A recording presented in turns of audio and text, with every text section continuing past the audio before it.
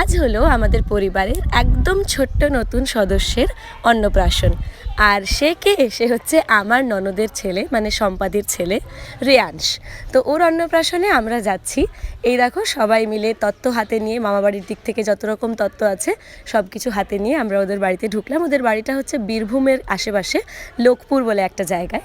তো আর এই যে আমার বর, ওর মামা, ওই আজকে ভাগ্নেকে মুখে ভাত খাওয়াবে প্রথমবারের জন্যে। তো সেই জন্য ও ভীষণ এক্সাইটেড। আর এদিকে ভাগ্নের অবস্থা দেখো, বেচারা ঘুমে ঢুলে পড়ে যাচ্ছে। আর এদিকে ওর জন্য কত আয়োজন করা হচ্ছে। তো এই যে মামা ভাগ্নেকে কোলে নিয়ে বসে পড়েছে রীতিমতো আর আশীর্বাদ করছে।